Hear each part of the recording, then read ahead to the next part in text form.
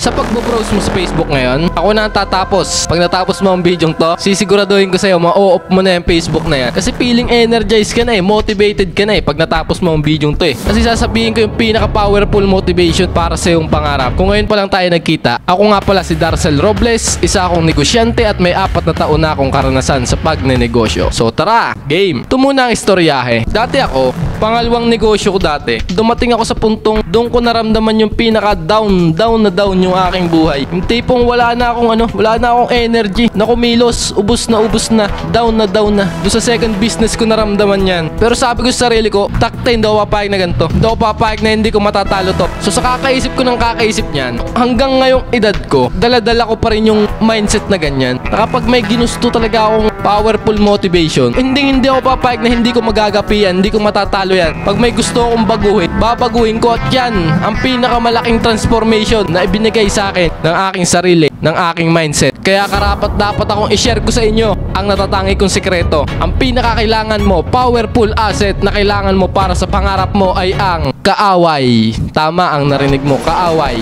Para sa pangarap mo, dapat meron kang tinuturing na kaaway. Hindi pwedeng wala. Dahil kung ikaw yung taong walang tinuturing na kaaway, ibig sabihin, satisfied ka na sa nangyayari sa buhay mo at sa lahat ng nakapaligid sa'yo. Ang pinupunto kong kaaway dito, hindi naman talaga yung taong kinaiinasan mo o may mga nagawang atraso sa'yo. Hindi yun ang tinutukoy ko dito. Ang tinutukoy kong kaaway na dapat meron ka sa pangarap mo ay yung isang bagay na hindi ka makakapapayag. Hindi ka makakapayag na hindi mo mababago to. Dahil alam mo sa puso mo na mali ito. Meron ka dapat gustong matalo sa paligid ng buhay mo. Yung tipong hindi mo malaman kung bakit gusto mo itong magapi, mawasak o masira. Ang tinutukoy kong kaaway, isa tong misyon sa puso mo na gustong gusto mong matalo yung isang bagay na yun. Dahil ginagawa mo to hindi para yumaman. Ginagawa mo to dahil sa isang misyon na gusto mong manalo sa isang bagay na yun. Basta gusto mong matalo yun. Walang konkreto o maliwanag dahilan kung bakit gusto mong matalo yun. Ang halimbawa ng kaaway na yun na pinupunto ko, hindi mo mapaliwanag kung bakit galit na galit ka sa polusyon. Kaya masasabi mong kaaway mo ang polusyon. Kaya gagawa ka ng matinding paraan para mawala yung polusyon na yan sa iyong henerasyon. Yung iba naman, bad trip sa mga nagpuputol ng puno. So ang tinuturing nilang kaaway, yung mga galit na galit sila sa mga nag-illegal logging. May iba naman, kaaway nila ang kalungkutan. Kaya gusto nilang gumawa ng paraan para ang iba hindi na magtagal na maging malungkot o maiwasan niyang matinding emosyon na yan. Para sa pangarap mo, kailangan meron kang isang bagay na gusto mong mabago na hindi normal na nakasanayan. Maghanap ka sa buhay mo ng sobra-sobra mong kinaka-bad trip at i-consider mong kaaway mo yun at gagawin mo ang lahat